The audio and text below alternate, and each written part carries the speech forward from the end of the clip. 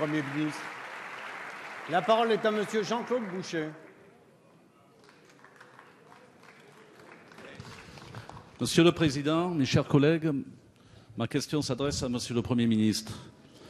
Les actes terroristes inqualifiables que notre pays a subis il y a 10 jours maintenant vous ont conduit, Monsieur le Premier ministre, à activer le plan Vigipirate Attentat. Toutes nos forces sont mobilisées. Cela rassure et réconforte nos concitoyens. Aux côtés des forces de police et de gendarmerie, les armées assurent un rôle majeur dans ce déploiement.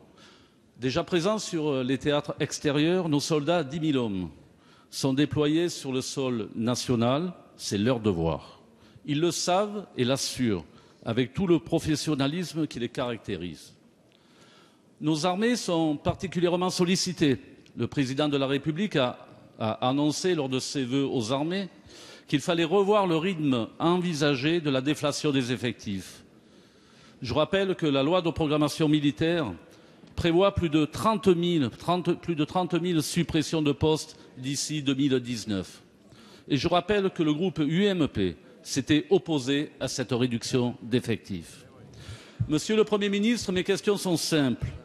L'actualité dramatique de ces derniers jours ne doit-elle pas nous pousser à cesser définitivement cette diminution des effectifs afin de maintenir les capacités opérationnelles de nos armées? Par ailleurs, il semble que ces propositions se fassent à budget constant, à budget contraint, devrait-on dire.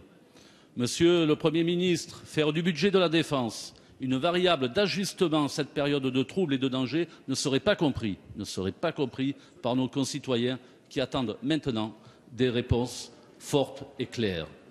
En un mot, pour conclure, comme le disait le général de Gaulle, valeurs militaires, vertu des armes, service des soldats, de tout temps, la France a su fournir ses richesses à foison.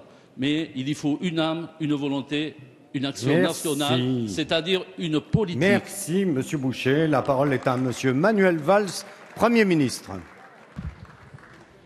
Oui, Monsieur le Président, Monsieur le député Jean-Claude Boucher, vous avez d'ailleurs raison de rappeler l'esprit du général de Gaulle dans cet hémicycle.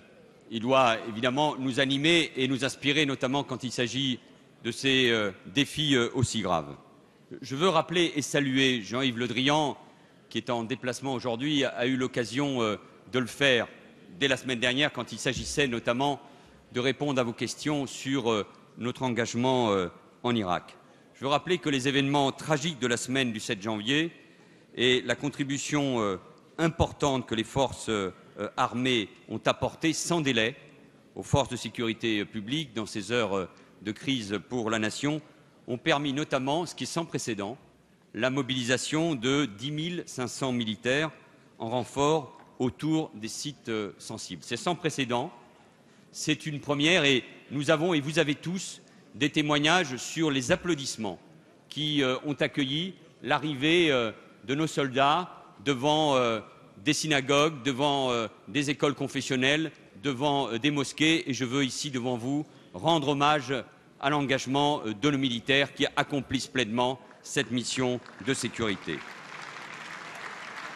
Face à cette situation exceptionnelle, le président de la République a estimé la semaine dernière, lors de ses vœux aux armées, précisément sur le Charles de Gaulle, que le rythme de réduction des effectifs militaires devait être revu et adapté.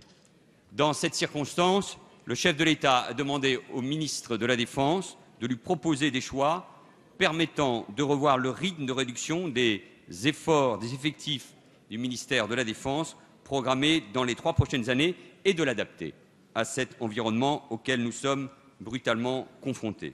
C'est pour cela que Jean-Yves Le Drian mène avec le chef d'état-major des armées ces travaux, afin de déterminer où doit porter notre effort pour que, tout simplement, cette baisse programmée d'effectifs, partie intégrante de la loi de programmation militaire, et ce n'est pas la première loi de programmation militaire qui permet la baisse des effectifs, de répondre précisément à la menace que nous connaissons. Ça sera bien sûr l'objet du Conseil de défense qui se réunira et le ministre de la Défense est à votre entière disposition ensuite pour répondre à ces questions qui doivent encore une fois nous rassembler.